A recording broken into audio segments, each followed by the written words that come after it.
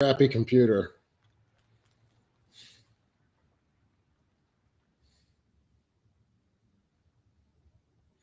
All right.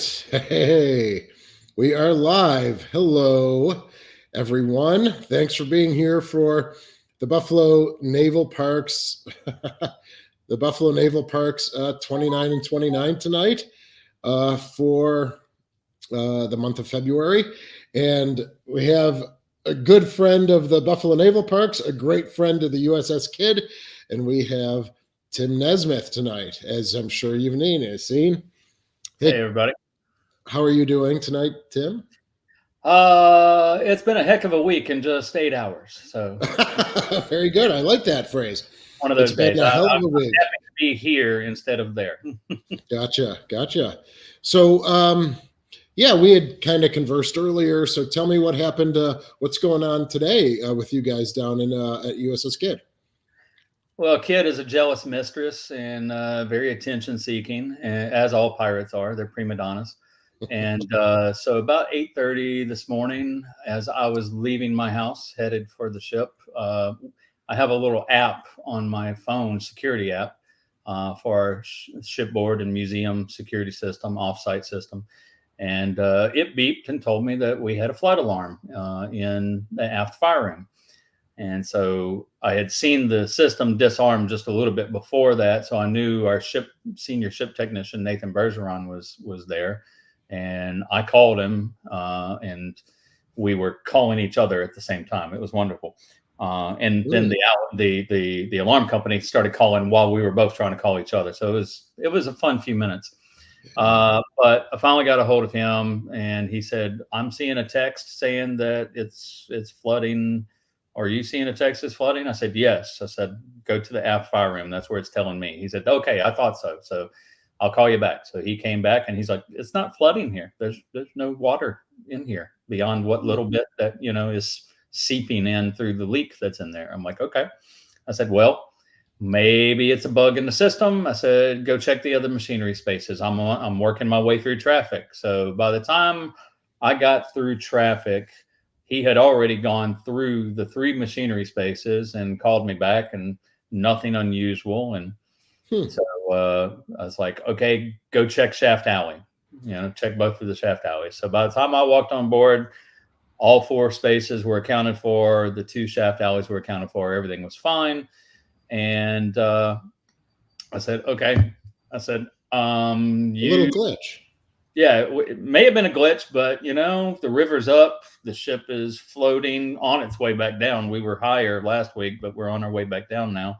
So we're closer to that cradle and we're kind of bumping in her as wakes are coming by. And so I said, you go take care of this. I'm going to start going through the voids from stem to stern. And it's possible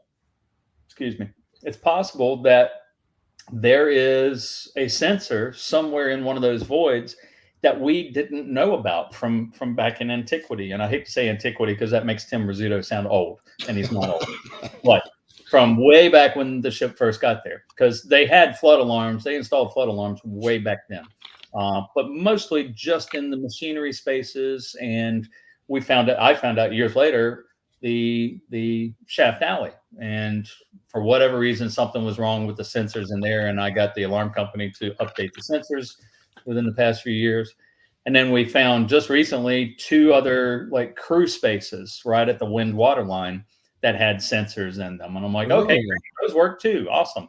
But they weren't listed with anything. So I'm like, well, there may be others that just aren't listed that have fallen off as we've changed alarm companies over the years. So let me do that. So I went back aft and checked the magazines, checked the voids under the armory and the ship fitter shop and the steering gear room, and everything was dry. A little bit of condensate because we got cold water coming from up north, and it was in the 60s, 70s today. So She sweats on the inside when that happens. Everything was fine. So I headed to the other end of the ship, started going through, and everything was fine from stem to stern, with the exception, I'll say, of our 5-inch magazine all the way forward, just in front of reefer and 40 millimeter mag. And I can't say about that because the hatch is jammed. So I need some help to get that undone. We can get back down into there and check. But in the past, it's been fine. But no leaks anywhere other than the 7 leaks that we already knew in the 5 spaces that we knew, the reefer and then the 4 machinery spaces.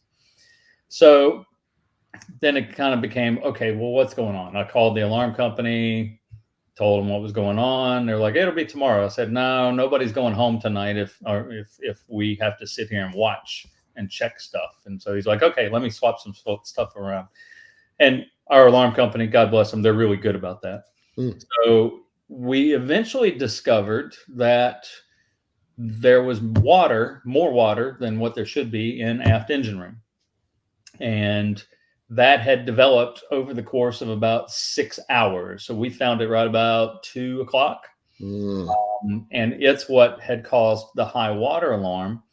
But the area where the leak is that we know about, the 2 leaks that we know about, that was dry over on the port side. Both of the leaks are on the port side where the arms on the cradle come up and touch her on the sides. So this was new. It's like, wait, those are dry. So where's the water coming? We got a new leak. Great. So we spent the afternoon right up until I think I called and left you a voicemail about 6:09 or so. And that I'm actually coming. And we spent the better part of the afternoon getting a pump down there, pumping out of space, and the weep holes between the bays, some of them don't have weep holes to drain on into the other bays in the grid work there. And so I was getting down underneath the, okay, that's you, not me. Yes, that is me. Not me, but yeah. Wait, what's going on?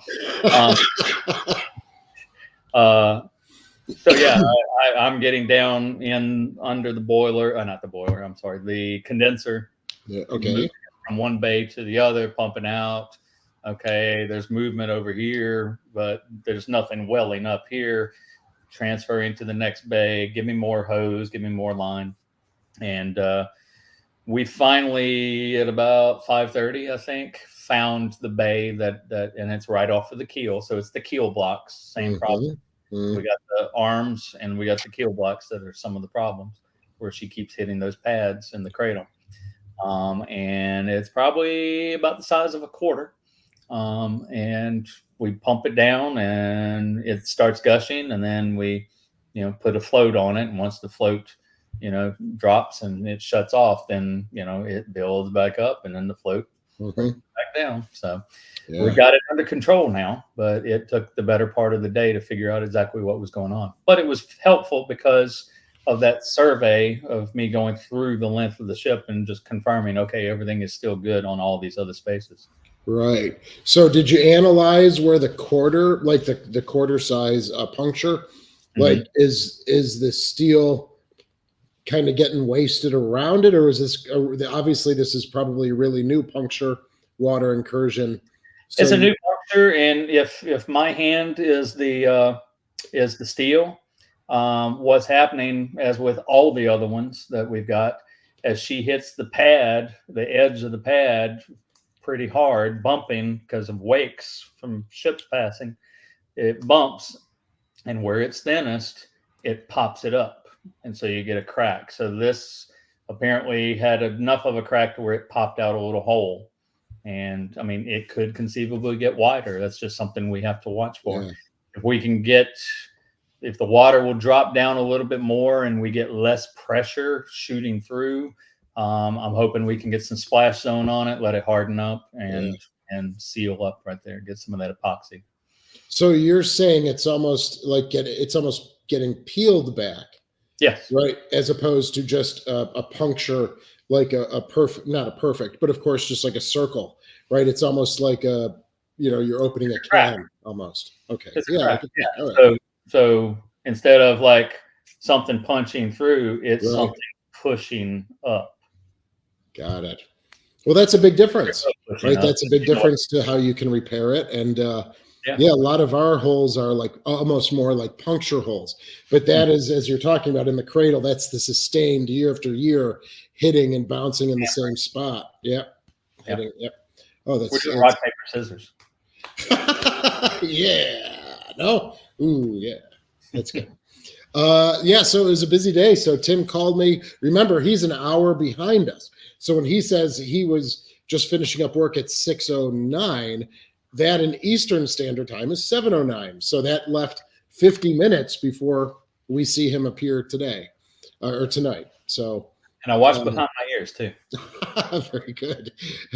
Now you wash behind those ears, right? Yeah. So there's. So do you want to talk about? I'd love to hear more. Not in a good way, of course, but I'd like to hear more about the 7 areas of water incursion. If you want to talk about that, I didn't know that was the number until you mentioned it today. So I'd be interested if you want to give a brief overview of that. Well, they're all on touch points, which we've been saying all along. Everywhere it impacts with that cradle. So if we work aft to forward, the aft engine room B4 now has 3 leaks. One is the one I just described, just port of the keel, almost near the second bay back from the forward bulkhead.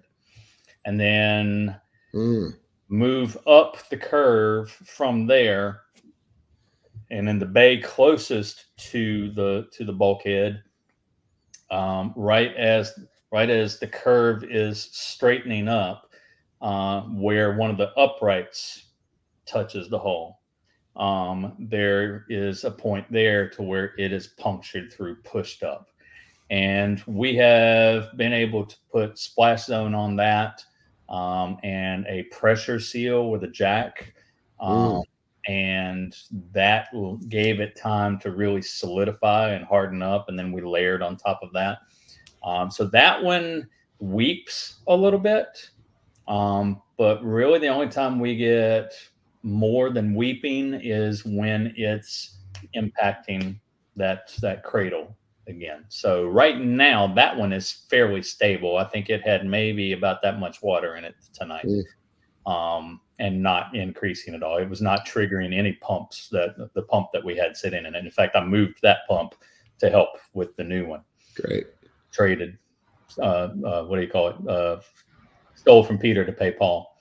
The third one in the aft engine room, the only way I can localize it is from the outside, and it's the very last upright on the cradle, the upright supports.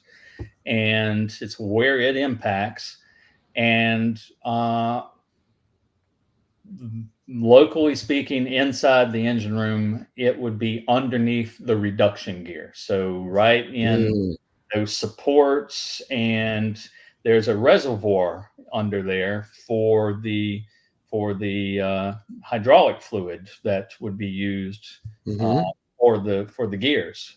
So that's actually how I found it at one point. A little bit of oil was seeping out, and I notified the boss, and we called the Coast Guard, and the Coast Guard was like, "How much is it?" And oh, you're fine. It's okay. Don't worry about it. Just do your best to seal it up. So that was very good. They're like, "We've made a note of it. If anybody complains, we are already aware of it and how much volume you're getting and all that." So just the normal everyday, every museum ship has this, where just over time all the hydraulics, oil, and lubrication that was in the piece of machinery just starts to come out, and you have a collection, and now that's actually was coming out onto and dripping down the hull on the outside. Actually dripping down the support. It was coming down, impacting the rubber, and then going down the concrete and onto the horizontal that was attached to it. I think it came down the skin of the ship, maybe about that far, and that's about it. So, yeah, not a whole lot coming out of it, and it's residuals. They emptied all that out so far as we know. It's certainly not like opening a tank full of oil and dumping it out. It's just gradually seeping out. And you did the right thing by talking to the Coast Guard and just letting them know and let them put it in their ledger. Absolutely. Right. And in fact, a friend of ours, Nick DePepe, who used to come on on the Naval Reserve NAVSEA inspections of the historic ships. One of his first times there, he found a patch of oil right in that general area and was about to write it up and everything. And his lieutenant that was in charge of him used him as a learning opportunity, teaching, Mm-hmm. much to Nick's chagrin. But now I can call Nick and go, hey, there is really oil there now, because what it was just a patch that had come down river and stuck to the skin of the ship. And the lieutenant did it really in a very great way of teaching the crew, okay, don't put pencil to paper until you know exactly what you're looking at, because you could have caused this guy heartburn with State Department of Environmental Quality, the Coast Guard, the National, etc.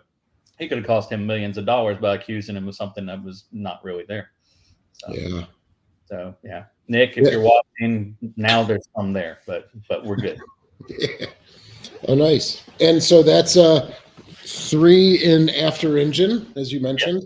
Yes. You move forward to aft fire room, and we have another section that's popped up on port side again with the upright. And that one, we had just a kind of like a weep for a while. And June of 22, got a call, went out there. Roseanne Geip, who was our director at the time, met me out there and found water. And it's like, okay, let's start pumping down. And we started pumping down and had to add another pump in to start making headway. And once we got the water down, then I could see water gushing. And it was about the size of my hand, the crack just kind of curving around. And it was right where we had put some splash zone to try to stop the weeping. And at one point I'm down in the bilge, and she's holding the light for me, and I'm reaching, trying to feel my way around a little bit, and my finger went straight through the hole, and I touched the rubber pad, and I'm like, oh crap. And so at that point we called some allies of ours in the river fleet, and was like, we need a little help here. And by the time they got there, something had changed with the river, the flow coming through the cradle and under the ship, and it had slowed down enough to where it wasn't gushing. And yeah, we took and put a pressure seal, polypropylene, not polypropylene, what do you call it? I can't think of, I'm brain dead at the moment, but same sort of material that the pads on the cradle were made out of originally. Put a little thin strip on it, and then put a jack on top of it, put a bar above that across the between the I-beams, the longitudinals, and then applied pressure. And that did a lot of good to it. It sealed it up. And then we've since, when it was dry, taken it off, put some splash zone, let it harden up, and then put the pressure seal back on it. Right now, that one, we'll get a trickle out of it, kind of a steady trickle at its worst, but that's relatively stable, knock on wood. Yeah. Forward engine room has one. So we're up to 3, 4, we're up to number 5. Forward engine room has one. And it's very, very, very slow, and we can't find the source. So that tells me that it's somewhere underneath. It may be under the reduction gear like the other engine room, but it is somewhere near the keel. It's not up on the uprights anywhere. How long has that been going on, and what type of investigative techniques did you guys use to try and locate the one in the forward engine room? You said forward engine room, right? Forward engine room. Yeah. That it's kind of weird. That one, the way these pads and everything are working, and the ship going up and down, makes for some interesting investigative work and some interesting symptoms, because at times there won't be a leak. In fact, the first time I saw water in there was September of 19, and then it stopped, and it wasn't anything in there for like a year. And then some appeared, and then it stopped, and then some appeared, and now it's kind of a regular weeping, but it only gets at most about, what is that, 2 inches, about 2 inches deep. Knock on wood. But just observing, walking through the engine room, looking at the sides where we know the curvature of the hull, the upper curve, knowing where the pads are, the uprights, Right. and not seeing any streaking or discoloration from silt coming in with the water. So we know it's not up there, and you're able to see the hull there. On the starboard side, where the upper walkway is, and the condenser and the reduction gear are closer to the hull, it's a little bit harder to see, but you can walk on that graded walkway and with your flashlight look down and see if you've got any water pooling or any discoloration still. So if we know it's not the uprights, then it's got to be the keel. And you're able to climb under the condenser and examine the keel through there. But once you get past the condenser toward the reduction gear, that's where it's a tight fit and a crawl space, and we just haven't found anything yet. So it's got to be, I'm betting it's on the starboard side of the keel under the reduction gear. That's the only logical point at that point to figure out where it is, unless it's just a really slow seep that is under a pump or something. Right. So that raises an interesting question for me. I guess I'd say, like, when it actually connects with the cradle, it kind of seals up the hole. Like, is that kind of sometimes it depends on where she lands on those blocks? Because if she's landing on the edge of a block, like with the uprights, if that crack or that hole is on, or lifted plate is on the edge, then it may push in a little more than it would if it was further back on the solid surface of it. So what's the you also, it's going up and down on the arms. There's two in the forward area of the ship. There's two in the midship aft, right? So you have kind of four, you call them arms, right? Where they go up and down. But what's the give, say, port to starboard? Like, it seems as though it might go a few inches in the cradle. So it's not perfectly up and down. There's some obvious movement. There's a little play in the system, mostly as she's settling back in. So, she may be, if there's a heavy current to one side, she may be going to starboard or to port just a few inches even.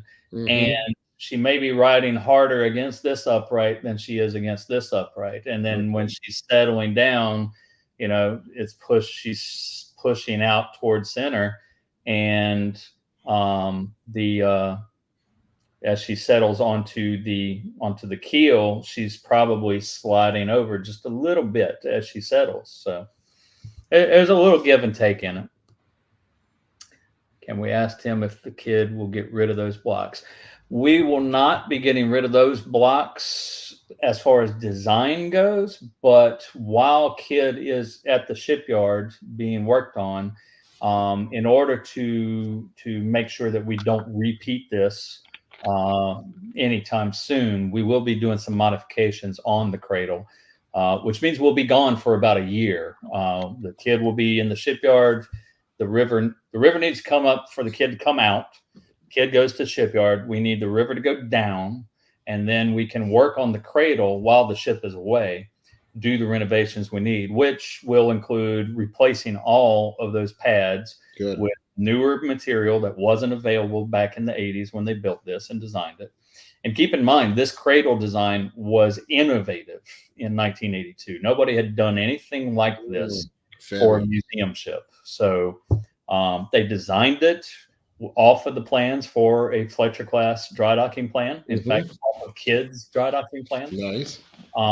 So this was made for her, but just like Victory and Jock and I were talking about this yesterday, just like Victory in London, Portsmouth, in England. She's in England, not that much. HMS Victory. Yeah, sure. When they brought her up on land, they didn't really think too much about hogging, but nowadays her ribs and everything and longitudinals are bearing that weight with no water to support it. Mhm. It's designed to be in water. So they didn't know that would happen over time. And the guys that designed this for Kidd did the best they could with the technology that they had and the knowledge that they had and the experience. And honestly, we're doing better than some others in the historic fleet. I mean, Texas, I love Texas. Texas, those guys that started out in 1948, whether they did the best they could. And Yeah. Travis, and before him, Andy, all these guys inherited stuff from other people, and we're building on what we've learned since those original guys. And 40, 50 years from now, somebody's going to go, what was Nessmith thinking? Holy cow, what a Sure. moron, you know? Right. But I'm doing the best I can. That's And what we have. yeah, and our founding fathers did the best they can, and Tim Rizzuto did the best he could. And I mean, everybody knows Tim Rizzuto is like the go-to guy for ship restoration. So, Yeah. you know, it's every ship has its own unique challenges and needs. Yeah, and the view of museum ships changes over time as well, right? So you get, especially we brought up the Texas. Travis is very open in saying from the time the Texas became a museum ship, for about 40 years they did absolutely zero to the ship, right? Like he said that at Hinz's. You know, he said, you know, from 48 or 52 through I don't know the ending year 1980 or something. There was absolutely no work done on the ship at all. They just preserved it as best they could at, you know, 40 years prior, but it was not viewed the way it would be today, right? And I think that gets to, yeah, there is absolutely zero fault. And of course, with the Sullivans, we went through that quite a bit in 2022. And you just can't blame the prior staff. No. Nor I don't think you can blame the current staff of any museum ship. It's, we do what we can do with what we have. And I mean, there's no, you know, magic fairy guardian angel coming in, giving us each $500 million or something. So I want a Harry Potter wand. Just wave it.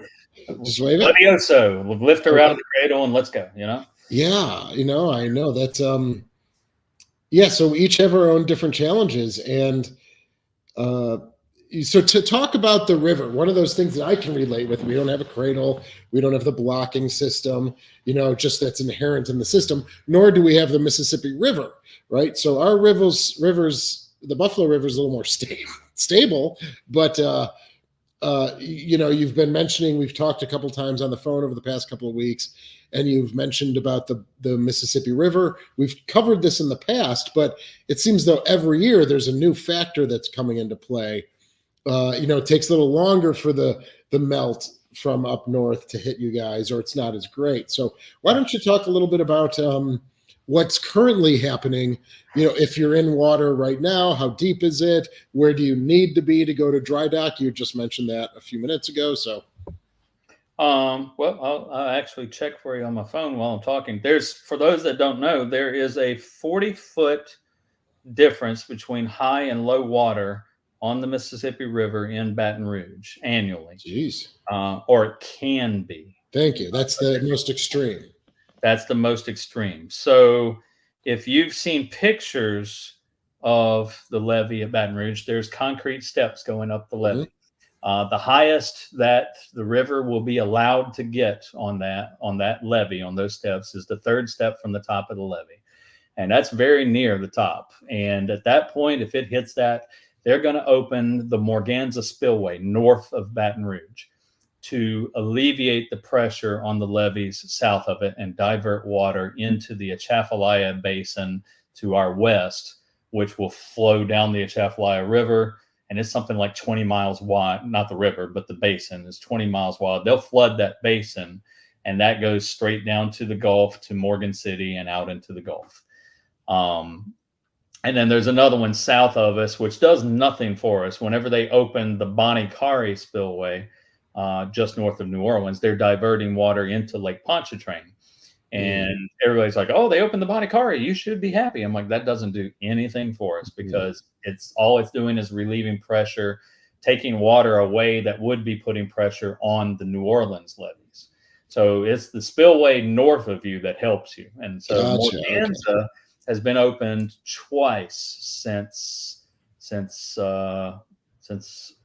well, I think it's just been opened twice. 1973 and 2011 is the only times they've ever opened it, and they built it like in the 50s. And one of the reasons they don't want to open it that much is because the Mississippi, without it, would have already changed course into the Atchafalaya Channel.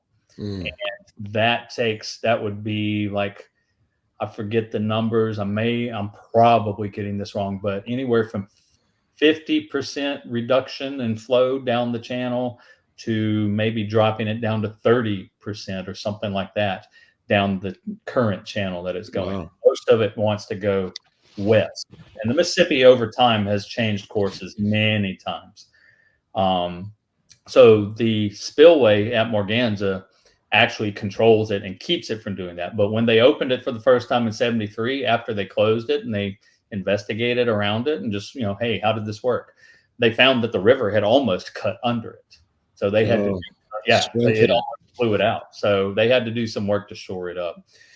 So that's the high point. The low point, if you come see the Kidd, and you've probably seen pictures that we've shared before, the river will get outboard of Kidd. Kidd will be completely dry, and you can walk around her. I don't advise that for guests, because it's still muddy, it's still silty, and even if it's dry enough for you to walk on, I've walked out there. I've walked on a shelf. In fact, like 2 days before Ryan and Libby and Alana from New Jersey came down, and I'm taking pictures of the Kidd, of the hull, so that we can have that documented for, each year we try to do that. So year to year, we can see what's going on. And I'm standing, and I was standing on a shelf and didn't know it. And I moved 1 foot and just lifted a foot, and all the weight went on my left foot, and it broke the shelf that I was walking in the river. So don't walk around the Kidd. It's not safe. I don't advise it. Don't play around the Mississippi River. That's very smart. I get paid to play around it, and even then, it's not safe. Right now, we are at just under 27 feet on the gauge, on the river gauge. We were up around 30 last week. It's going to continue going down based on forecast. What we need to be, if I remember correctly, to float out of the cradle. And when I say float out of the cradle, we're floating right now at 27, 28. But to be able to back out of that cradle and not rip our sonar dome off and not drag our rudder and drag our props, we need to be about 35. And I didn't get to post any pictures today because I was under the condenser, but we had some folks doing a survey behind us with a cute little yellow tugboat looking thing that I could probably pick up and walk with, that had all the sonar equipment on to take soundings and give us an idea of if we need to do any dredging behind us and that sort of thing. So we're doing dry dock prep every day, just getting ready to go, because when it hits 35 and if we've got clearance behind us to be able to back out and not drag anything, we're going.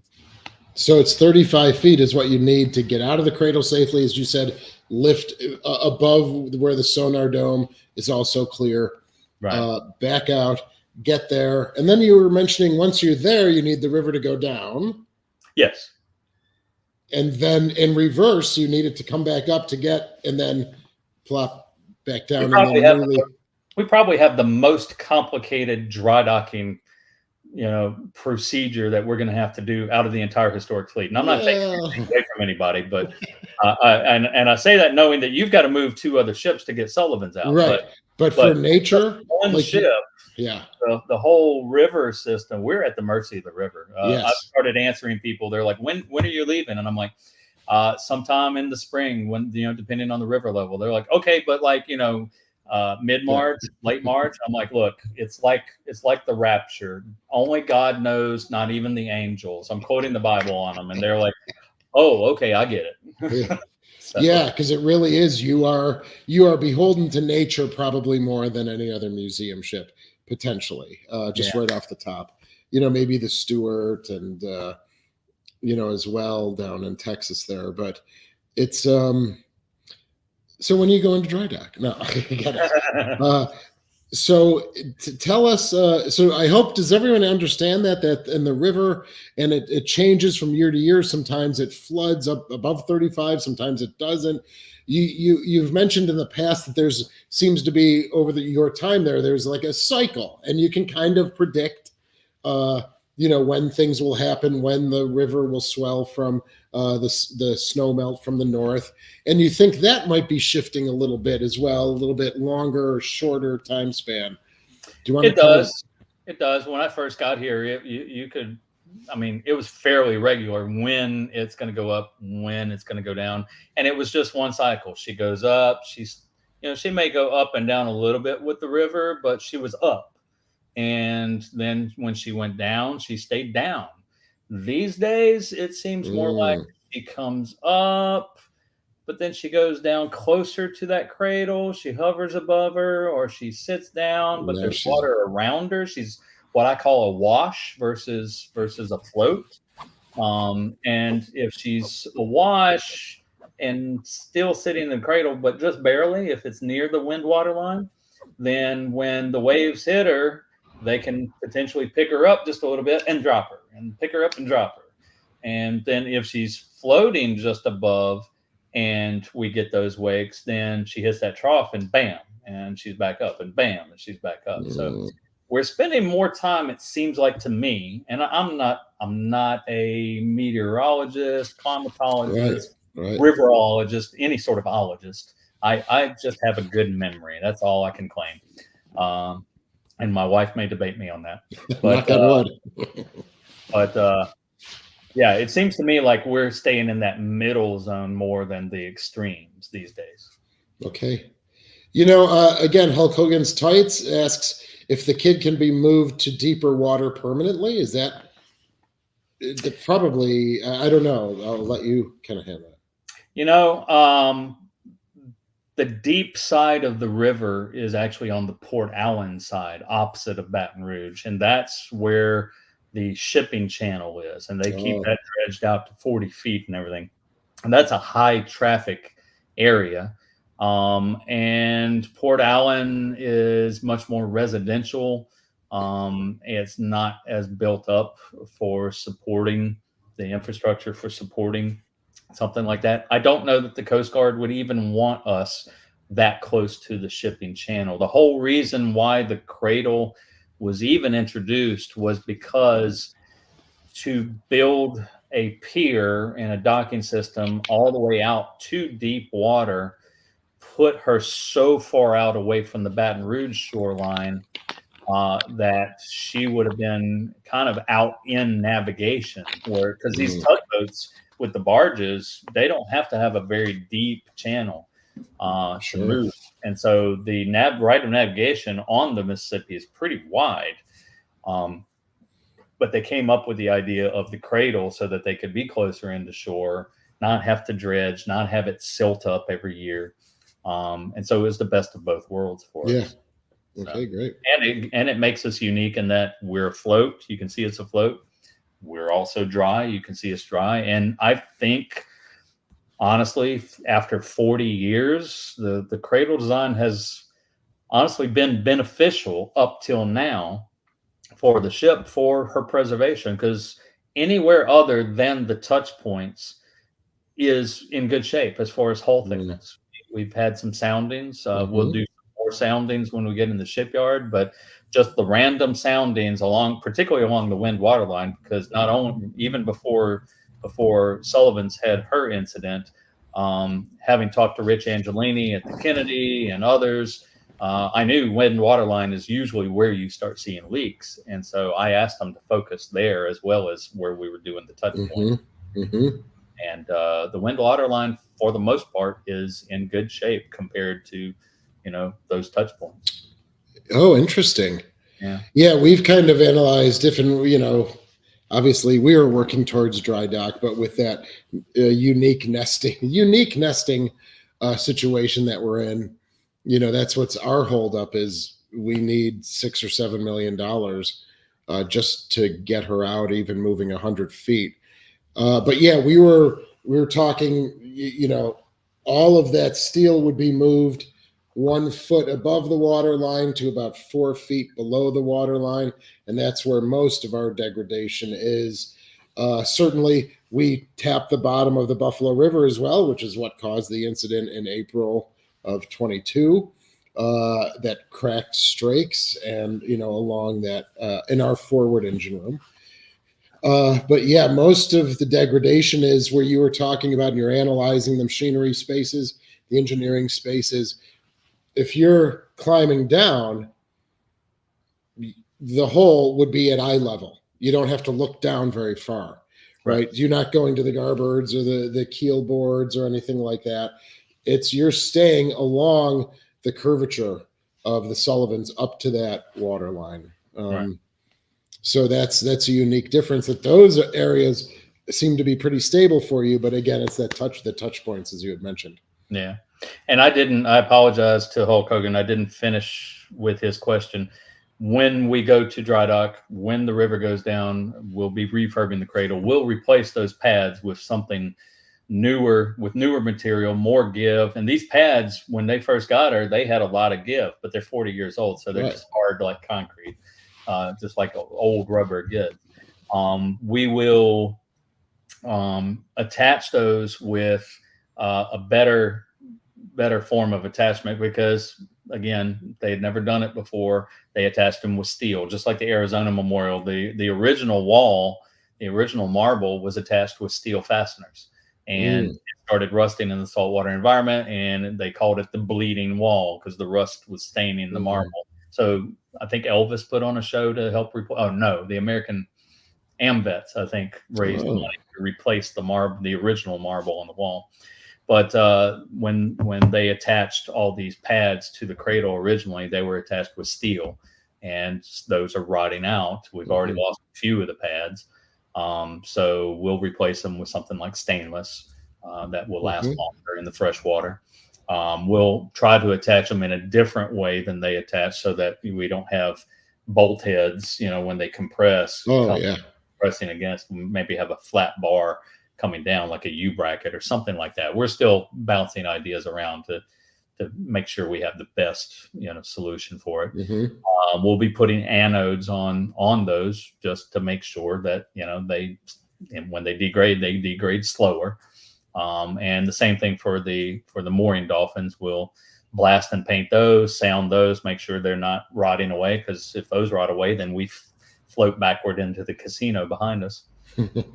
That's actually some of my nightmares. All my staff goes, "You must dream about the Kidd all the time, Tim." And I'm like, "No, I have nightmares."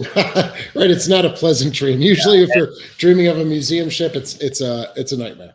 Oh, it's a nightmare. That's true. It really is a nightmare. And I never have a pleasant dream about the Kidd. I always have a dream where the bow has broken off and is peeling back the skin. The aft engine room is flooded, which, hey, today's was nowhere near as bad as what my nightmare was. Right. The aft berthing has just broken off at the wind water line and dropped in. Forget about the shafts. The shafts apparently aren't in my dream world. But the bottom fell out, and I'm going down the ladder. I'm like, well, why the hell is the river here? So yeah, all sorts of stuff like that. Kind of like the Admiral Reed. I've encountered in real life so far is as bad as my nightmares. So that's a good thing. Good. That's a really good thing. Yeah. But that's what we're going to do with the cradle, Hulk Hogan.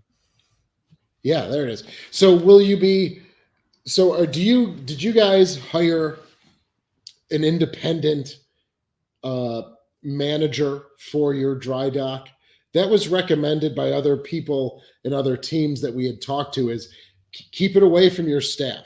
Hire someone that knows their stuff, but they will be there on the day-to-day dry docking, working with the dry docking company and their workers, so that your staff can now do other things. And that kind of triggered it, because you might have a lot of your staff working on those things you just mentioned, right? So they won't really be managing the dry dock potentially. Or you so did you hire someone independently to kind of oversee your dry docking plan and work?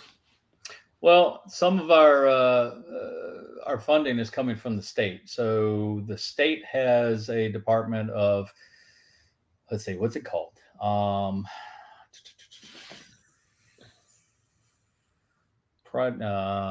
You would ask me, and I'm going to draw a blank on it now. There's a state department that basically handles the legalities and the bidding and everything Okay. that money goes through. Thank you, Dave. I really appreciate that. If you, anytime you want to come over and help, we'll take you. Love Desert Storm vets. I wish I had more of them. I wish I had more vets, because most of my vets have gotten to the age to where they just can't do stuff anymore, which is why the Latter-day Saints missionaries have been so integral for us in the past 4 years. Interesting. But yeah, they hired a company basically to kind of oversee, develop a plan and everything. And to be honest, the state wasn't satisfied with it, and they dismissed them and let them out of the contract, and decided that they, working in tandem with us, the state office working with us, would proceed forward. And then once the shipyard negotiations have concluded and we've got a shipyard under contract, then we will work directly with the shipyard. And that seems to be working really well with us so far. And honestly, it kind of is mirroring what Travis and company have done with the Texas. So Travis, and that's a question we get asked about a lot. I think we got asked it last time we did the New Year's Eve thing with History X. Do we talk to Ryan? Do we talk to Iowa? Do we talk to, all these places? And you just mentioned, you and I have talked, 2 or 3 times in the past 2 weeks, usually send an email or a text or something, and just, exchanging information. And Travis and company, I bother Travis all the time, and Travis doesn't bother me, but he knows my love for Star Wars, so he'll send me Darth Vader memes and stuff like that. Which yard is she going in? Eric, negotiations are not yet complete, so I am not allowed to say yet, but there has been talk. Well, I can say this. I will say this, because this has already been published. We are in negotiations with the Thomasee shipyard down in Houma. Nothing has been firmed up yet. The contract people are still talking, and I am so happy that I'm not part of that conversation with all the legalities and everything. But the Thomasee guys really have a passion for it, and I'm really looking forward to working with them once the bigwigs get all the negotiations out of the way. So for those of us that don't live below the Mason-Dixon line or around, like, where is that in relation to where you are right now? Houma?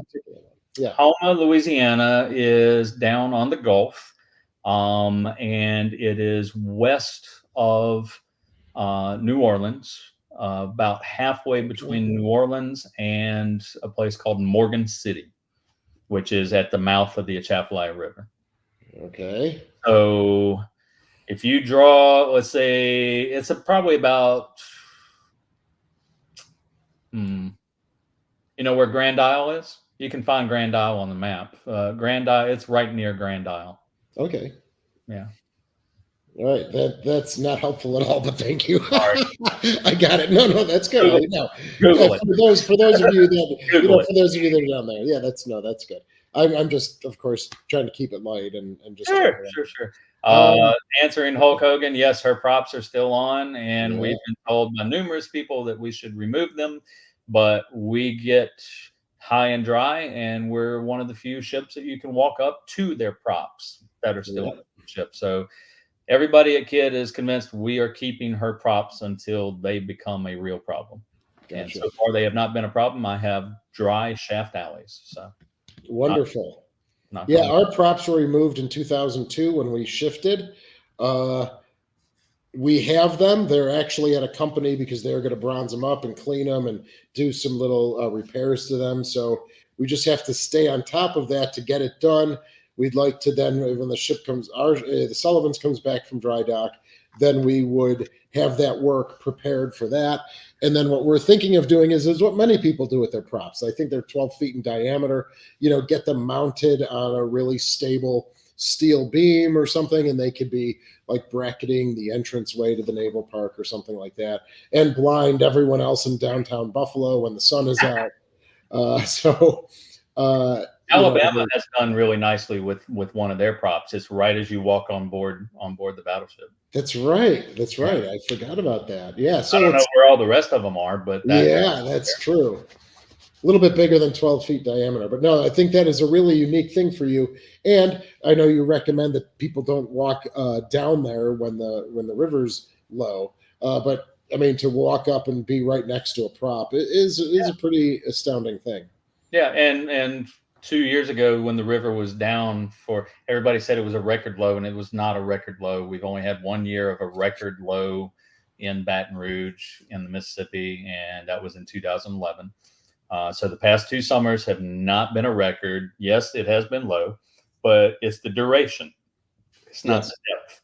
So yeah, if you do walk down to the Kidd, and when it's low water, if I see you picking, as I have, with your car keys, pulling the stuffing out from the gaskets and everything out from where the props turn on the shaft, or taking a rock and carving, Harry loves Sally, I will hit you with a water hose. I will spray you down like a dog. So don't do it.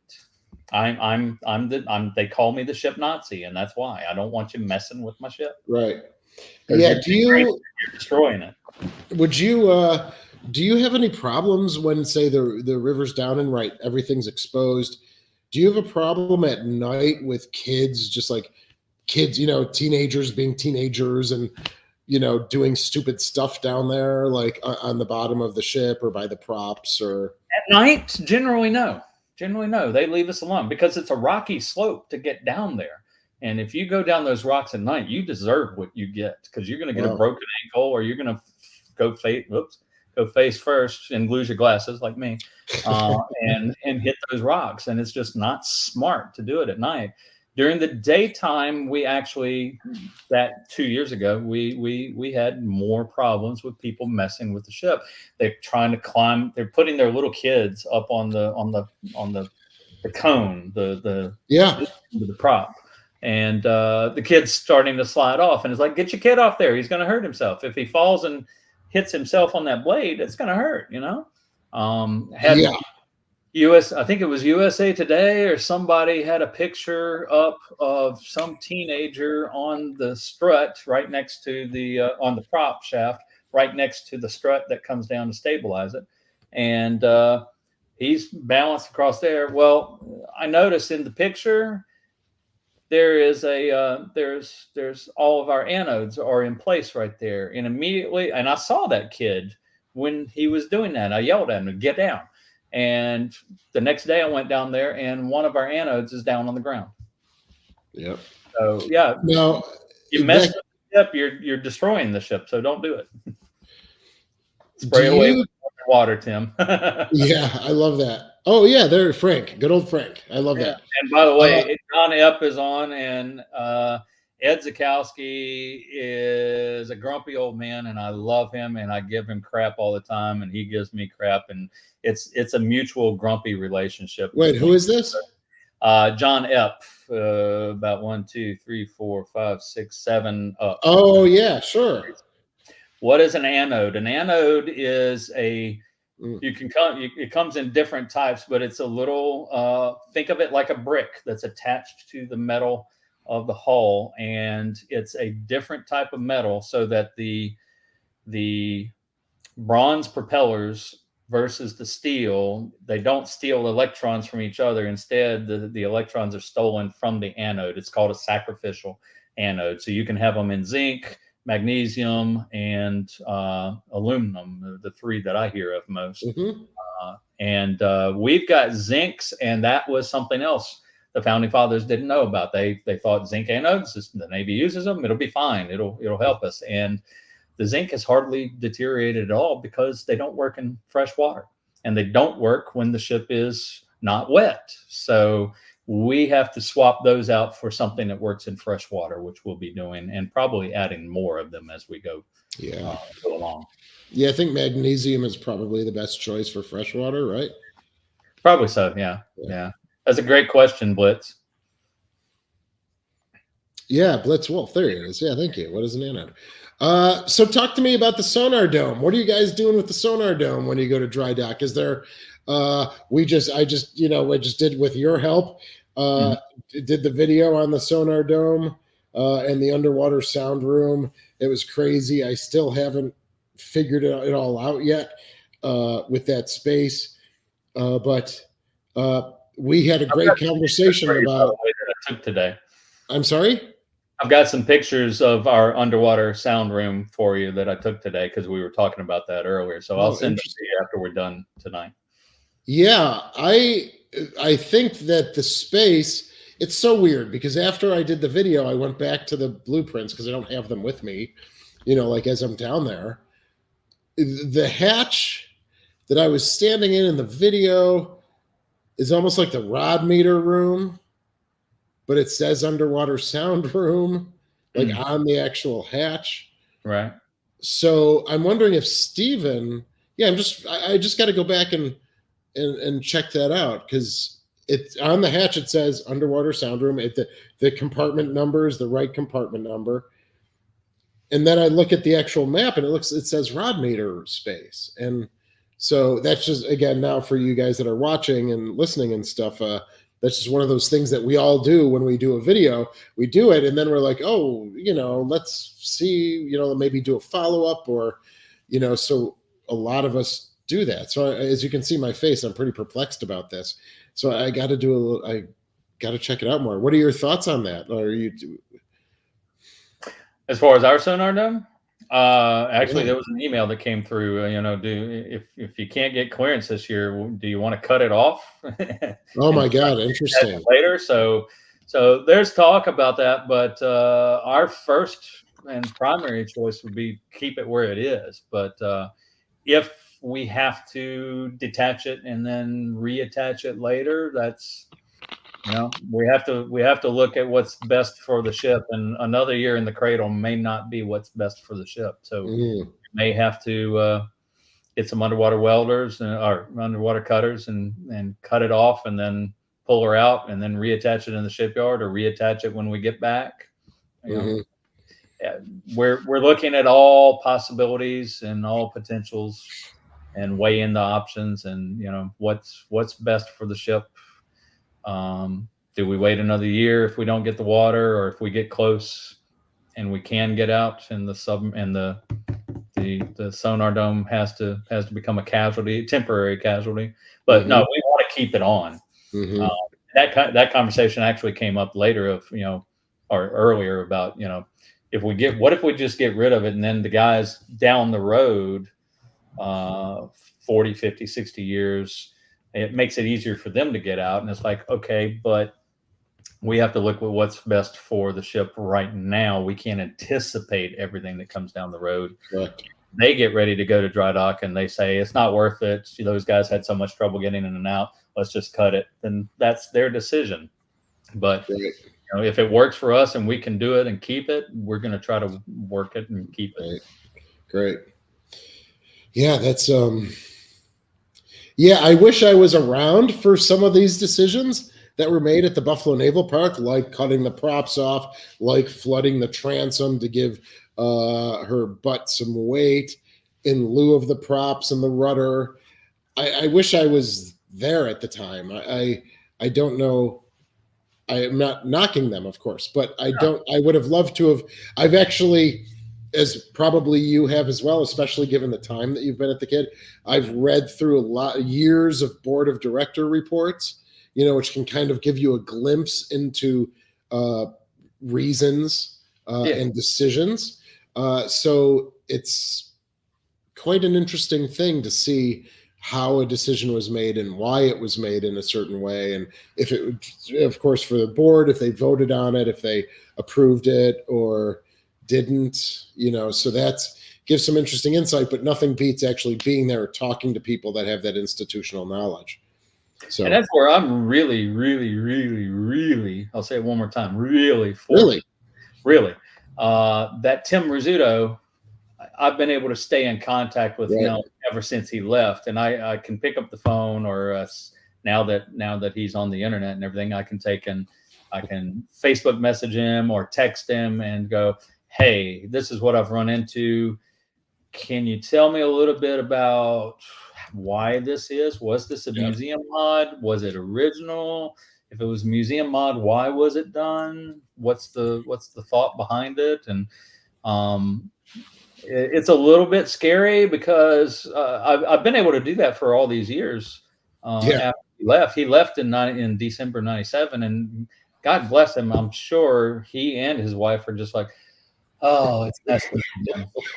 God, can you just tell him not to call? I'm sure they do that, but but he takes my calls. He's always gracious with his knowledge, shares 100%.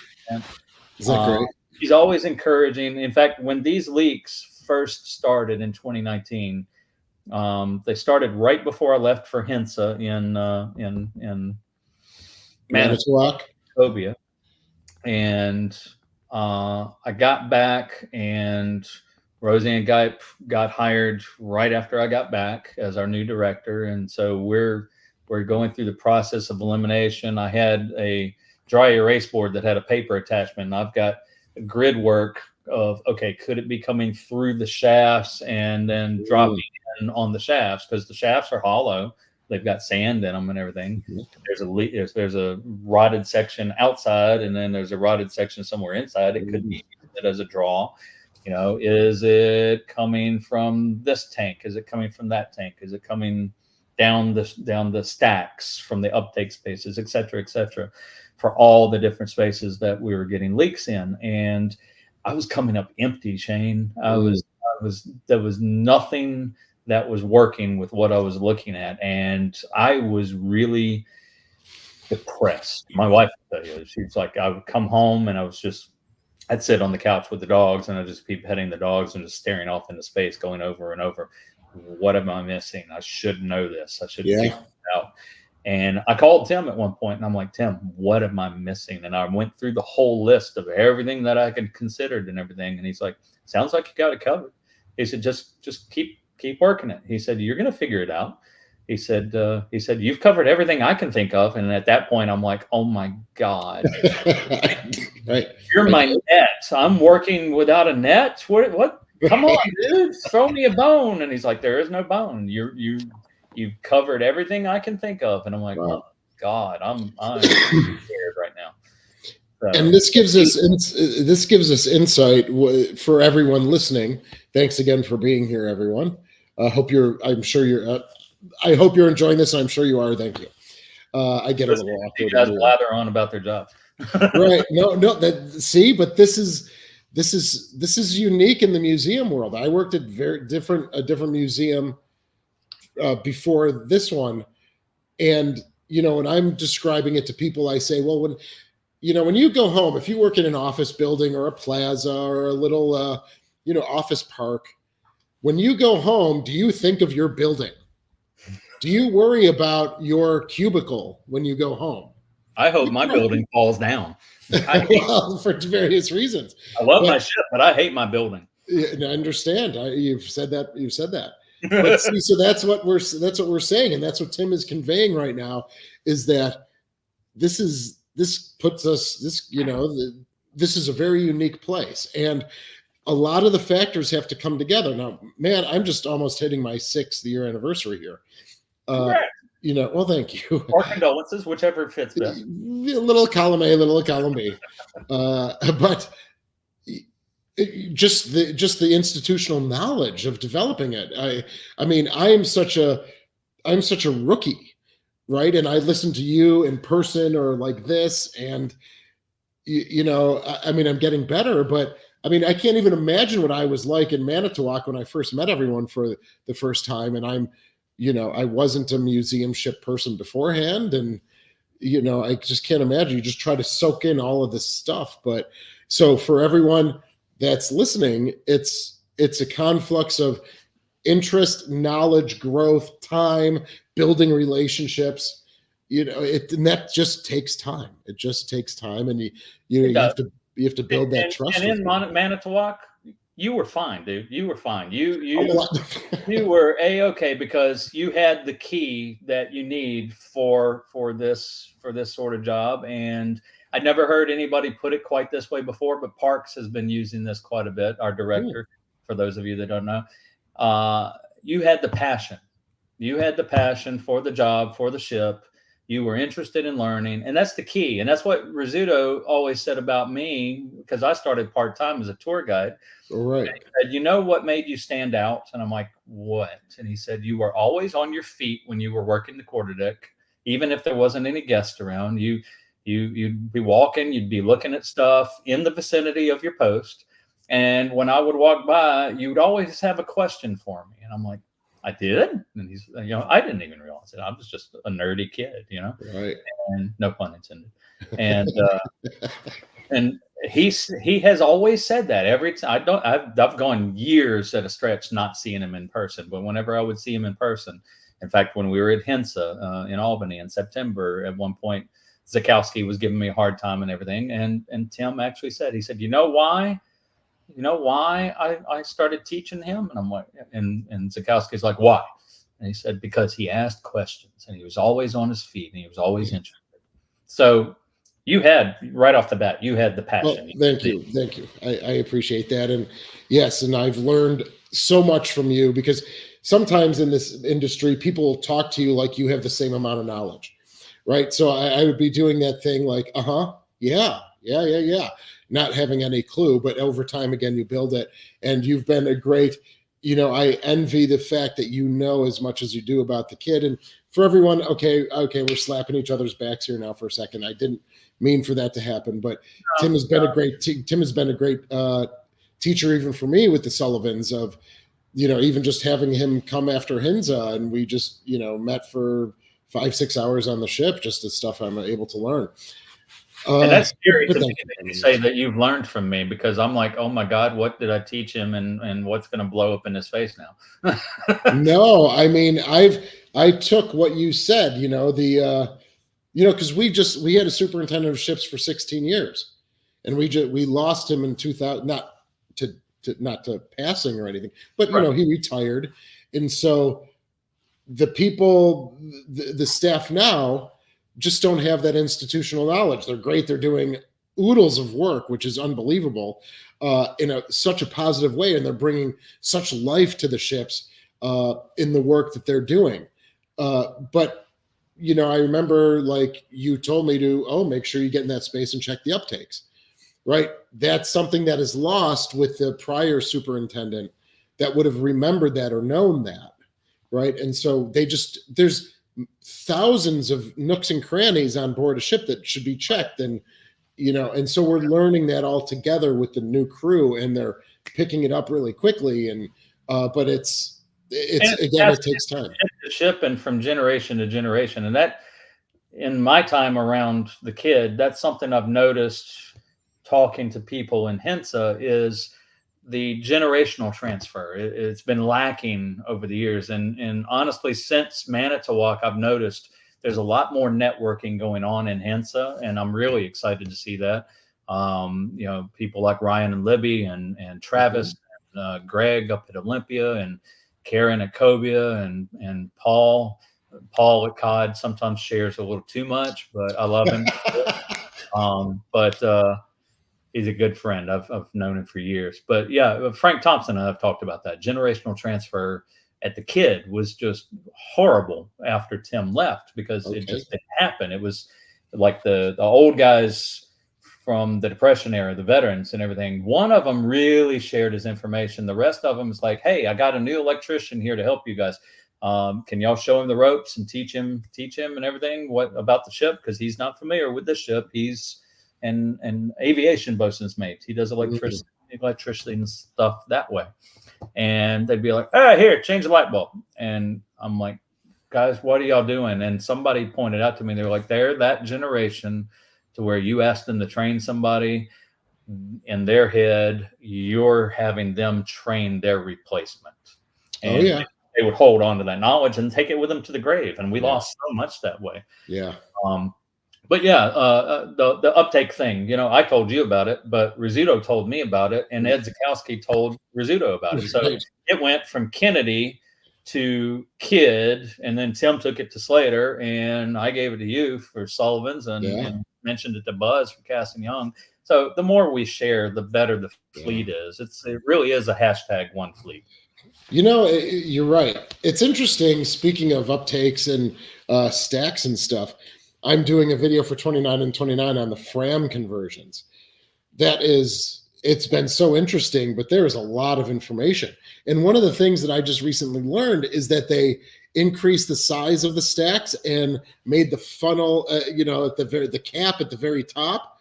They changed those, and I'm looking at the Sullivan's stacks and saying, now we're not frammed, obviously, but there's a little spice of Fram, with the Mark 32 triple torpedoes.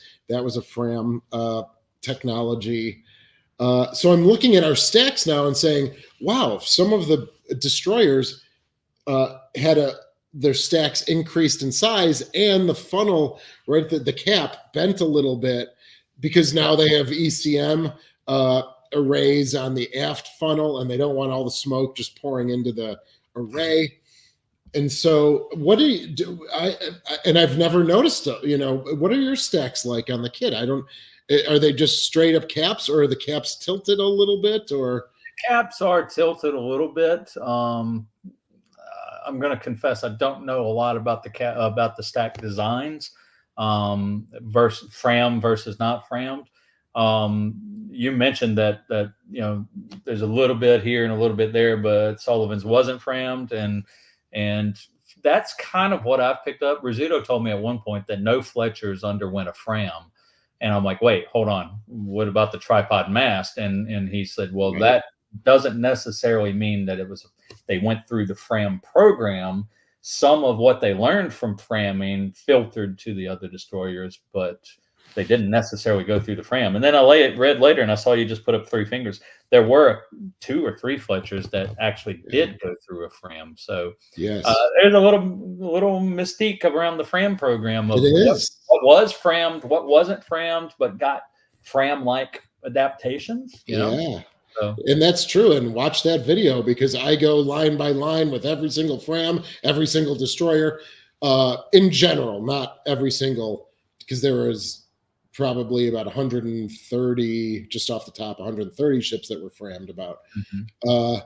But yeah, there are 3 Fletchers very early on, like the Nicholas, so they're all in that 440, 445 to 450. Okay. Fletcher, Nicholas, Radford. Yeah, or Radford. There's one that's like 450 or 447. I can't remember, but okay. So the 3 of those but those were the only 3 Fletchers. But yeah, we have our tripod mast, and that was to hold a heavier array, right? So that's something I learned doing that. So the stacks I'm paying attention to now. So now I'm going to look at pictures of the Kidd and see, have they grown, or is it just the cap that they're talking about? Or did they actually increase in length? It may be the cap. Tim had told me at one point that the theory was that the forward smokestack is still the stack that she had in World War II, because the crew, that's where they had kind of carved with the welder, the welding mark with the pirate to keep it so they could bring it back. And they apparently went to the shipyard guys in Hunters Point and said, please save the stack, because the repair plans that they had put together, they were going to scrap the stack and put a new one on. And they desperately wanted that pirate outline to stay. And supposedly they did repair work and hammered it and kept it. Now, whether or not that's still the original stack, I can't tell you. I don't have any proof on it, but I do know 3 of her guns, 3 of her 5-inch guns still have the 1943 barrels. Wow. Yeah, I've seen the stamps. No, I'm sorry. Two of them. Two of them still have the original on the team. Now, what was the barrel life? Was it about 8,000 projectile? I can't remember. I can't tell you that stat. I don't know it well enough. But the reason I was looking, I found it by accident during Greyhound, but there was an oral history that came to us from one of our reserve officers when she was in Philadelphia, and he talked about early October of 62, 63, Cuban Missile Crisis, and said they were in Philly, and all the reserves had been called up, and they're basically sitting there waiting for the order to go. And Admiral Isaac Kidd Jr. Was in charge, Com Desron, right in that area, and he walked on board one day. Captain, XO, chief engineer, all the senior officers were gone, and this junior gunnery officer was on board, and he's senior officer afloat at the moment on the ship. And you hear the and Kidd arriving, and they called him, Lieutenant or Ensign so and so, and he comes running down the deck, and it's Admiral Kidd. Wow! And he salutes, and Admiral, what can we do for you today? And Admiral Kidd looks at him and says, "Is Dad's ship ready for war?" And he's just flat-footed. It's like, right, amazing. And he can only talk about what he knows, right? And so he's like, "Well, sir, I've got 2 rifles and 3 smoothbores." Now, that was a great answer, and he didn't know this, but it was a great answer because Admiral Kidd Jr. Was gunnery officer on the Putnam during World War II. He graduated just like a handful of weeks after his dad died at Pearl Harbor. Oh, wow. Went out, got on one, I forget the name of his first destroyer, but he ended up on the Putnam, Sumner class, and he was the gunnery officer. And he was off of Sicily and Italy for those invasions, and then went with Putnam over to the Pacific, all the way up to Okinawa.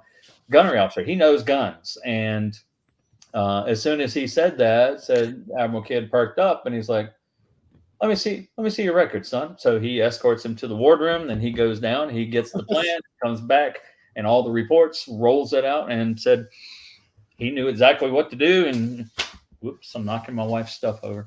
And said he just rolls the reports out, and he's reading the reports, and he leans over to do it, and he's like, "Got it, son."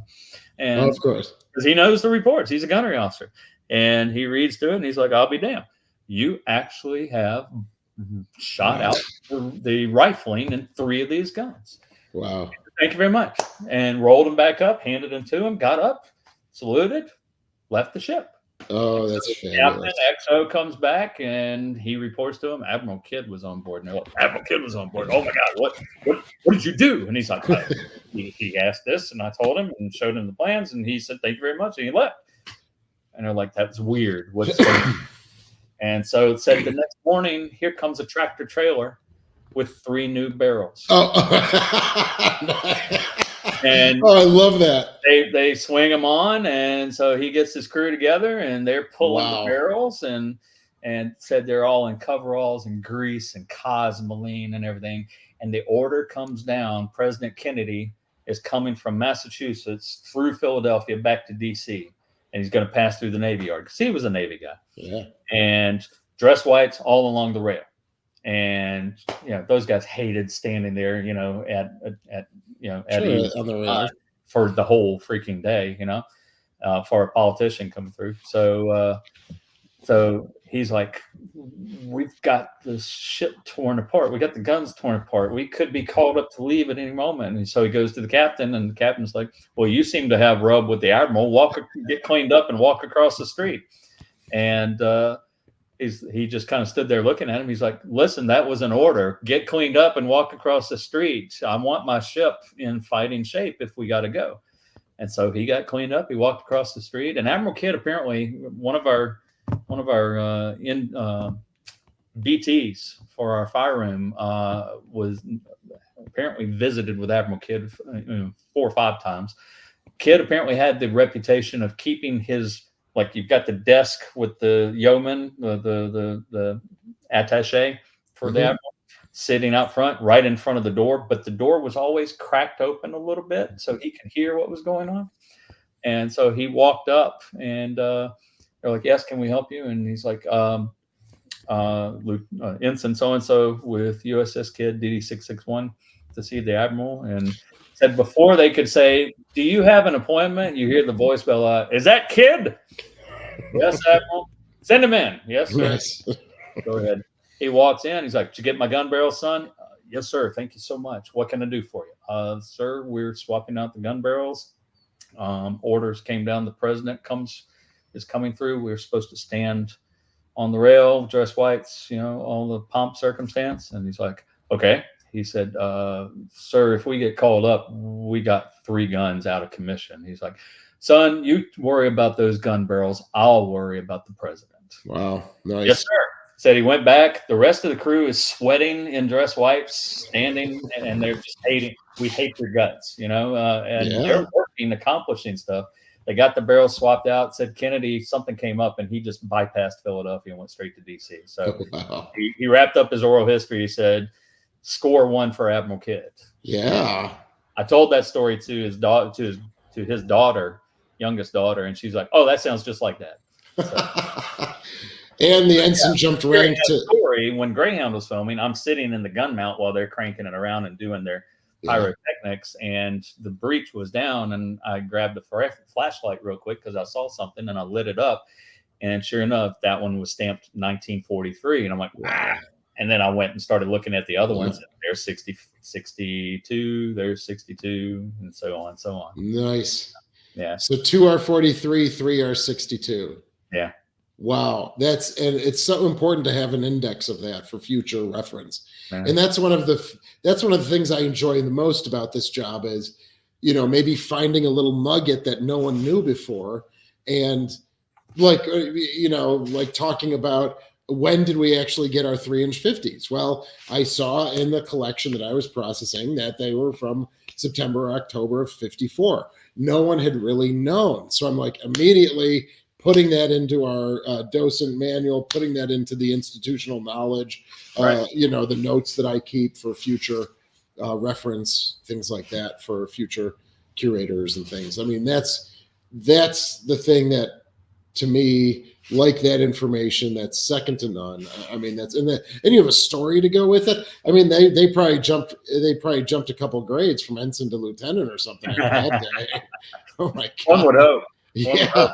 That's amazing. To answer Dave Tozy, yes, those oral histories are on our website. They're in text form. They're not audio, but you can go to our website and look for the oral histories.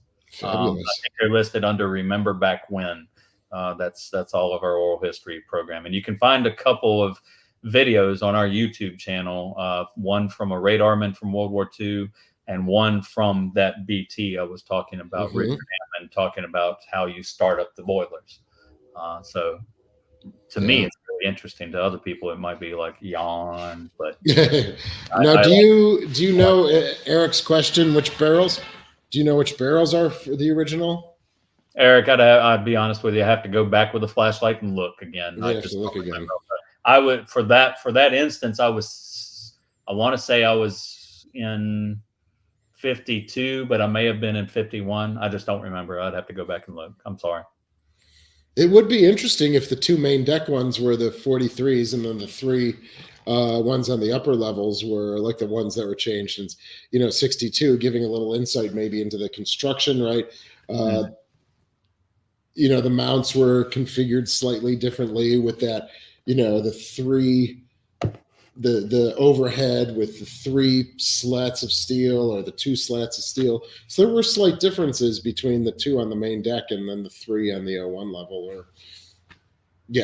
And you go back and look at pictures, and some of them, when I was working with Parks, trying to figure out, the debris field that Vulcan had found at Samar, trying to figure out, okay, is this Hole or is this Johnson? And one of the things I was trying to find was if there was a way that because initially it was hard to tell what was being looked at, but it was like, if you can find out if the ship has X number of the blast shields on top of the 5-inch gun, because normally it's just number 1 and number 5 because they're lowest and the others are shooting over. Sure. So it's to protect the gun captain if they're in a in local control in a zone defense and he's sticking his head out from getting your head hammered from hearing hammered. That's right. Not hearing, but the concussion knocking you down. And one of them, and I forget which one of them had all 5 mounts had the blast shield. So, which was an oddity. And so it's like, okay, one is not like the other. There's your difference. But unfortunately, all the guns were flipped upside down. So that had come off. I know for a fact that we have, okay, so this is another little thing that we've talked about fairly recently at the Naval Park. There's been a lot of talk about, because we lost 53, Mount 53, when we went to the 3-inch 50s. Right. And so does that reconfigure 51, 52, 53, and 54, or do we stay Mount 51, 52, 54, 55? I have your answer for that, courtesy of Ed Sikowski, because he's got his Facebook page where he's putting up blueprints and manuals and everything. And when you take away a gun or change out guns and for a different type, so like you lost 53, yeah, you're still configured from bow to stern 51, 52, 54, 55. Really? Yes. Because I read as you actually change. Don is confirming for me in the chat. You keep the numbers. Interesting. Okay. Yeah. All right. We'll readjust that. But so I know now for this story, for Mount 54, we do have a blast shield for the 3-inch 50 that's right above it, one level above it. Okay. I'm trying to think, certainly Mount 51. I can't offhand remember if Mount 52 has them, but 50, 51, 54, 55, I know for a fact have them. Okay. So that's one of those little quirks. According to the shipyard, which is really weird. Every Fletcher is a little bit different from the standard design, depending on what shipyard they come from. Sure. Yeah, you have the basic plans from Gibbs and Cox or whatever, but then there's, as we were talking about with the sonar dome stuff, there's little wartime modifications here and there, or depending on the service, what they plan on doing with the ship moving forward. It's interesting. It's interesting. It's like an archaeological dig at times. It is. It really is. And it's not, but it's there in front of you. So archaeologically, everything's in front of you, but you're still trying to figure out what leads from what to what to what, right, and why and why and why and why. And that's one of the fun things about, even for volunteers. If you guys and gals who are watching now, you want to volunteer, that's one of the skill sets that we'd look for is, problem solving, or what leads to what. Yeah. I know that's very scientific of me to say it like that, but hey, ships are STEM and STEAM. So yeah, both literally and science, technology, engineering, art, and yeah, or whatever. No, mechanical. I don't forget what the M is. Mechanical. Yeah. Mechanical. Yeah. That's right. Science, technology, STEM or STEAM, right. What you're talking about with like weld marks and everything, that's the exact reason why I went to, after Hensa, I went to visit Buzz on Casting Young and you on Sullivan's, because I wanted to see if there was any archaeological evidence for where we're changing stuff when we go to the shipyard to dry dock with the mess deck ladders. Because y'all still have the mess deck ladders the way that Kidd originally had them. Y'all never got the dumbwaiter that we got. And so I've got weld marks showing where the ladder went and the arrangement, but how deep in it goes, the angle, what got displaced, are there hooks, back behind all that fire control equipment where there were bunks hung from them, that sort of stuff. And I learned a lot just from looking at those two ladder wells that you guys have, and y'all's are different from each other somewhat. So right, every detail can inform you. That's right. And I remember we spent some time on starboard, forward of the emergency diesel. There used to be berthing there, and now we've got our big transformers there. I think you said you might have transformers like right across from the scullery. Right, you wanted to see evidence behind our transformers if there were Right. hooks there for the berthing there as well. Yeah, what we've got there right now is sonar amplifiers Okay. for the post-war sonar, and we'll be pulling those out because the original plans from World War II shows a 14-man mess table. And from talking with Matt and Shay at Alabama, they have pictures of the crew standing in the chow line getting their food and everything. And you can see black and white crew members. Remember, in World War II, it was segregated. Mhm. Black and white crew members standing in line together to get their food. But they know for a fact that even though they don't have pictures of it, there was one table that the black crew members had to eat at, and they didn't sit at the same table as the white crew. And that's probably the case with you guys, probably the case with us. There's not a lot of people they just didn't record that sort of thing. It was just commonplace. It happened. Everybody knew what to do and when to do it. So when we're looking at our mess deck and everything, they've got 10-man tables all around. And there's this 14-man table sitting in the passageway between the mess deck and the diesel generator. And 14-man table is kind of odd. Why would you have a 14-man table? There's nothing written in the plans or anything that I've found that says what that 14-man table was. It's just an extension of the mess deck. But if you look at the crew space that we're going to put back when we rip out the fire control room, post-war fire control room, and rip out the dumbwaiter, the steward's mate's berthing, where the black crew lived, there were 12 men. Well, if you've got 12 men in there at a time and they have to eat, they're going to have to split up between two tables. They're not allowed to eat at the table with the white guys. But what if you had a 14-man table? There's plenty of room for all 12 men to eat there. So it's circumstantial evidence. There's nothing in writing saying that that's where the black crew ate, but it's very possible and maybe even likely that that's what that table was for. So we're putting it back because it's World War II. Nice. And that's what we're trying to convey. Nice. But it has the potential to actually talk about the social structure of the ship. Fabulous. And it's segregated away from the rest of the mess deck, as you mentioned. Right. So it's conjecture. You might not have much evidence, but the evidence that you do have, concrete evidence, but some of the tertiary evidence that you have, the adjacent evidence, so to speak, is pretty strong. And I love that story when we were walking around that ladder well leading down to the steam line. That was, again, something new for me that I learned from you. It's an astounding story, and I'm so glad that you're telling it. It's made me think. I finally picked a service year for all three of our ships, and we picked 62. So now what the hell does that mean, right? Okay, great. I picked 62. So what does that mean now? So now it may mean more work. It does definitely mean more work. You're very true. So, I got to begin doing that the historiological, archaeological studies of that now too for each of the space. So it's an exciting time. So yeah, that's fabulous. Love it.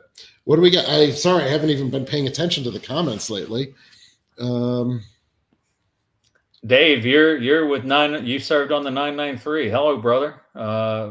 You guys your ship is in Taiwan now. I said it before. I'll say it again. 661, your predecessor, man. We're your home. Come see us. Come to Baton Rouge. We love the 993 crew. Oh, so 993 is Kidd as well?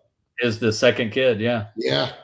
Oh, okay. Well, good. I was like, look at him. He's an index. He just knows every single destroyer. But it's no. That's Rizzuto. Rizzuto, you could walk up to him and go DD 536, and he would spout out the name and all sorts of facts and everything. And The Wow. first time I saw him after he went to Slater, I just walked up to him. I was like, DD 437 or whatever hull number, just random hull number. And I waited, and he's like, yeah, I got rid of all that information when I came up here. I've got all the DE stuff in here. Right. Now. Yeah. The 459 Like, dude, you were my hero. Now I have to learn that crap, and I don't.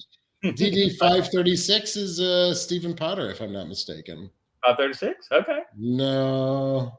Or 37. 537 is us. Yeah. Oh, you're 537. Okay. Yeah. I don't even know that. That's how sad I am.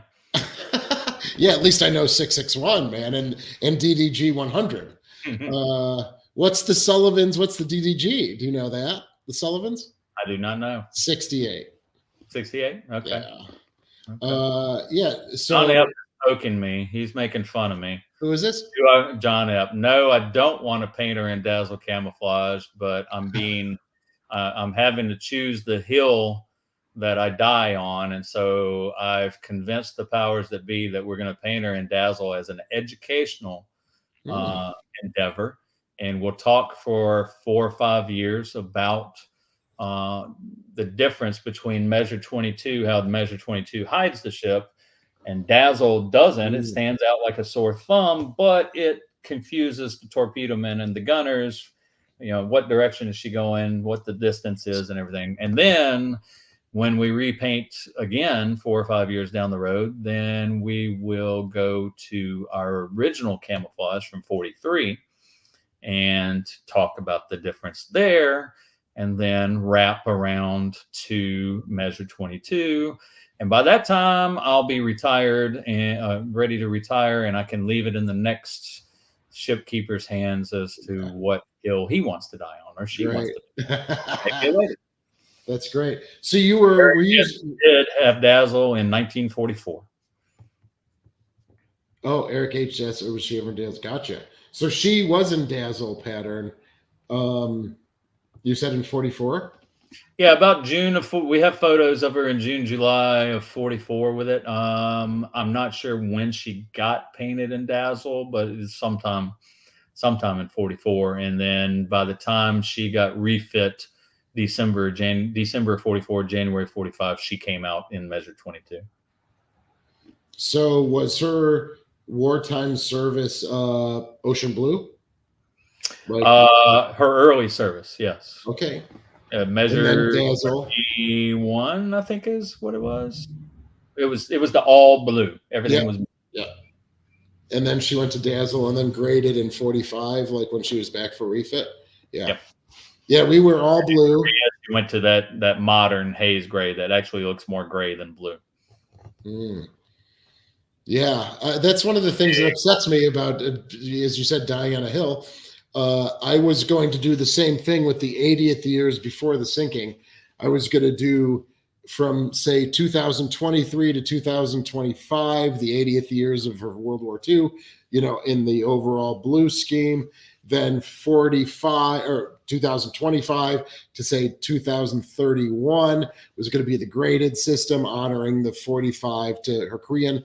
And then after 2031, again, the 80th of coming back into service, I was then going to go back to haze gray with the shadowed numbers. I love that idea. When you told me about it, I was like, that's fantastic. I love that. So. Yeah, but now for 1962, we just got to stick with the haze gray, and I got to get rid of the World War II numbers that are on starboard now and stuff. So I'm good with it. Because dazzle doesn't work for our configuration, because our configuration is August of 45. So there it is. Yeah. So we're creating an anachronism by changing our camouflage, but everybody seems to feel that, dazzle's the way to go. You'll get hundreds of thousands of visitors coming just to see it. Right. And I'm like, I don't buy that. I'm sorry. I just don't. People come in to see a paint scheme from across the country or across the world. I don't buy that. Oh, interesting. They're coming to see the ship, but they're not going to see the dazzle. I don't think. Chat, tell me if I'm wrong. I will be very happy to be wrong, but that's. I think it would make that initial splash. I think it totally would make a splash right on the news. For a couple of years, but for a length of time, I don't know that it would hold out. So. Yeah, but as long as the Department of Interior preservation standards, as long as you can prove that it was in that scheme, Mm-hmm. you have a right to use that. So even though it's not in your service year that your historical fabric of the ship, because if you chose to, you would have the backing of the preservation standards put forth by the Department of the Interior, And it'll because be you true do. dazzle. It won't be the artistic dazzle that some of the ships in Britain got, like the artistic interpretation of dazzle to celebrate the World War I anniversary, which was neat. It brings art into it. Yeah. It's an educational thing. But I noticed at least one of the ships got left in that. And Yeah. it's like, ooh, no, come on, dude. Right. Rizzuto has told me I'm too much of a purist. I need to be more flexible. So I like that. he trained me. It's his fault. Yeah, totally. It would totally be his fault. No offense to Tim and John. No, we love Tim. Tim's Yeah. awesome. Yeah, he's so I think it could kind of begin wrapping up the conversation a little bit. We talked about the current state of the Kidd, and you're right on top of it. And as best you can, and you're keeping an eye on things with you and your crew and volunteers. The water levels we talked about a little bit in the Mississippi River and how that affects your ship. Some dry docking. And I didn't realize that concurrently you would be working on the cradle, the blocking, the arms, changing out the padding. And of course, right, those things are like cement now after the sun and the water. And then we just shot the stuff for a little bit, which is fabulous. And it's always a great fun. Thing. It totally is. It absolutely is. Does anyone? Well, there you go. Frank says he'll come and see the Dazzle. Okay. Dazzle might attract attention in tourists, but might not have thought about visiting. Okay, well, thank you, Michael. Appreciate it. Any other final thoughts about anything? I'll be honest. I'm kind of brain dead tonight. Yeah, I know, and I understand you've been crawling around. I mean, I watch you guys at Buffalo. I watch Travis. I watch Ryan at New Jersey. I watch Karen at Cobia, Paul at Cod. The little group that we have on Facebook where the curators and the ship keepers and everything can kind of talk and exchange ideas. I value that greatly. Sometimes we go off the deep end with Star Wars and Lord of the Rings references. Paul came up this week with one of the craziest. It was a great mystery, and apparently I solved it, and I'm getting a prize for it. But just a Beatles picture with Muhammad Ali and Ringo wearing a Submarine Races T-shirt, and I learned so much from all y'all just doing this sort of banter back and forth, and stories come up and stuff like that. So anytime I get to visit with my peers in the fleet, I learn so much, and hopefully I know you said you learned from me, and that still scares me, but I enjoy working with everybody and sharing knowledge because it needs to be shared. If it's all in my head and I get hit by a bus, it's gone. So Ryan, I learned so much every time I talk to Ryan. He has just a great breadth, not just a depth of knowledge, but a breadth of knowledge about all sorts of things. I don't think he sleeps. I think he just is awake all the time studying and learning. I could believe that. I could believe that too. Yeah, I think I absolutely agree with the time, the people have been involved, different experiences, different ships, best practices, hard lessons learned. Yeah. If we're not sharing it, it's just to the detriment of the ships and ultimately the fans that love to come to visit our ships because they will slowly go away. And so we do this as part of our job. As you mentioned, all the players that we network with. And I left out Buzz. Buzz just commented. He said he values the contacts and sharing as well. And Buzz, you say the word, and that giant rooster is going to be shipped to you. That is great. I will pay good money to see that mounted at the gangway of Cass and Young. Oh, come on, Buzz, you got to do it. Why don't you tell that story real quick? We're pulling off artifacts from the ship right now. If you come to the Kidd, you're going to see compartments completely bare in some areas because we're getting stuff off to go into dry docks so that it's not a fire hazard and we don't lose any one of a kind things. So we have offsite storage, just like Texas did for their dry docking. So we needed pallets, and one of our crew members' brother is an employee at Tractor Supply, and we drove up to Tractor Supply with our van and filled it with as many pallets as we could get.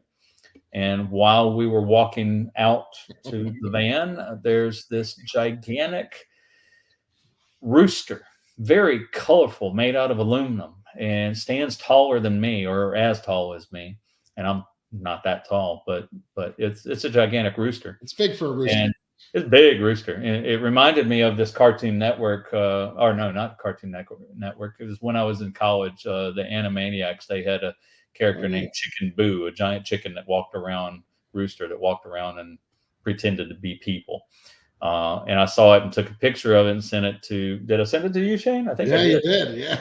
Shane, sent it to Buzz, sent it to Parks. Parks is in London right now. I'm doing some stuff for Titanic, and I told Buzz. I said, "Go to your." I actually looked it up before I sent. I said, "There's a Tractor Supply near you at blah blah blah. I will pay for the chicken if you will mount it at the gangway of Cass and Young." And for those that don't know, the reason why.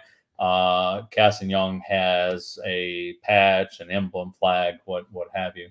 I think at one point it may have been painted on Cass and Young stack. We talked about this on History X with our Fletcher class 80th anniversary series. With the Cass and Young. Yeah, you can go to Shane's channel, you can go to our channel, you can go to History X, and you can go to Slater, their YouTube channel, pull up these episodes and learn about each of our ships. But I put the challenge down to Buzz to go get the rooster and mount it. I mean, it is almost a near identical to the actual chicken. It's amazing how much it looks like it, right? Totally. Let's see. He got spoken to about adding an M to the bridge wing. The rooster arrives, and we would be told to take your tools and leave. I know. Yeah, they're. You could paint a pirate flag on the wing. They'd know where it came from. Yeah. Okay, so tell me a little bit about the M on the bridge wing. Like that seems like an award or something like that, but I don't recognize. I don't recognize that number right off the bat. I know DC and C and E's, of course. But what about the M? Can you talk about that, Warren? Doc, sorry, I called him actually his first name. Yeah. While we're waiting for him to respond, Lego History Sam, good to see you. Always enjoy. Thank you for supporting the channel. Do we have any memorabilia of other Fletcher class destroyers in our museum?